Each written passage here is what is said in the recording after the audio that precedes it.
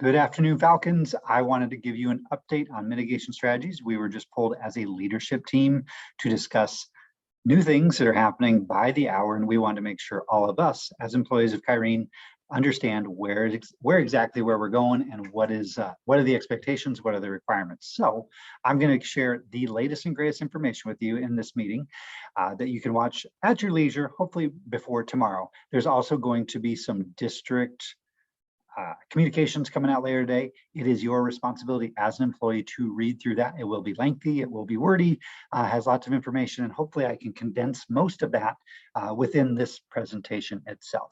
So I'm going to go ahead and get started. First of all, masks.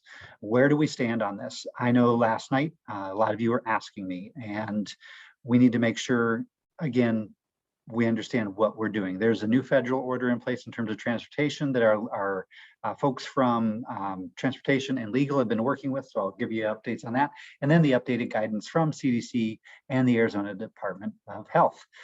First off, we have been following the CDC and AZDHS throughout this entire process, and they are coming out now stating that all individuals should mask indoors regardless of vaccination status.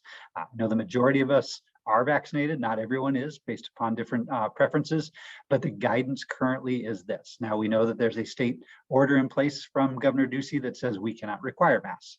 I cannot require you to wear a mask. What I can do is strongly encourage you to do that. And I go back to our why. What's our snooze alarm? We want kids in school. We know there are things that are within our control that we can do. And if we can do some mitigation strategies and be better at it, likelihood of our kids staying on campus and learning indoors within our building are going to be that much stronger.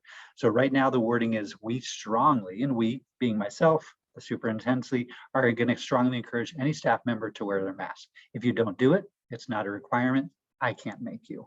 I'm going to be wearing a mask all the time inside based upon this and my own personal journey with COVID in terms of the last few weeks and looking at the numbers. I was going to do this anyway, but this kind of adds a little bit more emphasis to that. So again, do you have to? The answer is no. Are you strongly encouraged to based upon the people whose science we are following throughout? Yes. So if you have any questions about that, please let me know. Students, again, we cannot require students to do it, but we can strongly encourage. We're going to have some messaging around. We'll do some stronger messaging from the district or maybe from our sites to do that. Your job is just to teach. Your job is not to coerce them into wearing a mask. That's really going to come down to their family's personal preference. All right, transportation. Now, again, there's lots of levels here. We have a state order saying we cannot mandate. There's a federal order which supersedes state law. If you've done American government classes, federal trumps state, and that federal guideline states that anyone in a transportation for a specific area, like our public schools, has to wear a mask. So our bus drivers, our kids, anyone using McKinney-Vento vans, anything of that nature does need to be masked. These are the mask mandates that were in place last year. That means no gaiters, no masks with valves, masks that cover your nose and stay on. Again, we know that there's a little bit of struggle with that, but that's what we're going to do. What part do we play in this? Our biggest thing here is making sure that when kids leave us at the end of the day, because if there's a kid who wears a mask on the bus to school, as soon as they get here, they take it off, which they're welcome to do. Again, we're encouraging them not to, but they have the right to do that. Once at the end of the day, if they can't find that mask again, imagine that happening. I know it's really hard to imagine. They're going to need to do that. So when your bus riders are leaving your classrooms, classroom teachers, make sure that they have a mask. If they don't, get them one. Obviously, I have a feeling that we'll be going through more masks, and that's okay. We'll continue to order those and have those available, but that's going to be our best role in this to support our bus drivers. If a child shows up at a bus stop in the morning, isn't wearing a mask, we will still transport them. Then it's going to become a referral, and that's going to become an office thing. At the end of the day, if they're choosing not to wear a mask and get on the bus, we will hold them and parents will have to come pick them up. Again, that's my world, not your world. Your world is make sure they have the mask before they leave the classroom. Isolation and quarantine. Vicki sent out some guidance on this yesterday, and this is pretty much verbatim. She was on top of it. She got this out before I even got this information. But really, here's what's happening. Students who test positive will be isolated. That's no different.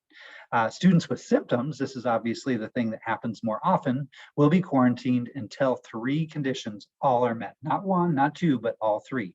Fever-free for 24 hours without medication.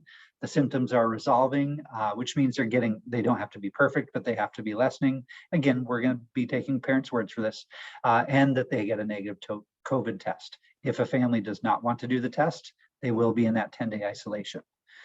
Close contacts. Last year, that was a big thing when we had to quarantine classrooms. Close contacts are now going to only be quarantined if we're directed to do so by Maricopa County. We are not doing the contact tracing anymore. They're going to do it. To be honest, I have no idea how they would figure out who else is in classrooms and stuff. So I'd imagine if we do have those positive cases, it's going to be less impactful for the classroom than it was previously. Again, our best hope is that we don't have any positive cases, but if we do, chances are there's going to be less impact on the greater whole of people based upon the fact that we're not doing the contact tracing. Visitors and volunteers. Again, our messaging to our families is really clear. We want you here. We want you to be a partner with us, not only at home, but here on campus. But right now, that just isn't the thing that we can do. Our goal is to keep schools open, keep kids safe. And the best way to do that is to limit the amount of people in our building. There are some exceptions. Visitors will be allowed if there's a specific educational need. This isn't going to come up too often, but there are times where we have outside people who may be coming in to do an observation. We'll still follow our same protocols where they go in with a staff member, stay for a short period of time and leave. Again, doesn't happen too often, but if there is an educational need, we can have people on campus. Volunteers who are allowed to come to school if they will not have any direct contact with students. Now, this one seems a little bit looser, and I'm going to look for some guidance here. But if we have someone who wants to come work in the workroom and they're not going to be having contact with students, that's something that we can look at. If you have some people who you know would like to do some of those roles, reach out to me and I will get further guidance on what that looks like. But for now, them coming into your room, supporting, which is really where the magic happens and where we need the most support, is still not going to happen. Volunteers within the classroom are currently not allowed. Okay, I just read that. And again, we're hopeful that this is temporary and we can get back to normal. Questions? It's a video. You can ask them, but I'm not going to answer them because it's a video. Please reach out to me and let me know. If you don't have my phone number, 541-4050 is my direct line to the office. 480-694-1084 is my cell number. Not great service here in school. That's it. Let's do our best to be healthy, be here for our kids. And again, the best way that we can do that is one of those mitigation strategies that we used for so long. And I'll be honest, it was nice to get away from it a little bit, but it is that mask wearing. You're going to see me wearing it inside all times, unless I'm doing some meeting or I'm in my office by myself.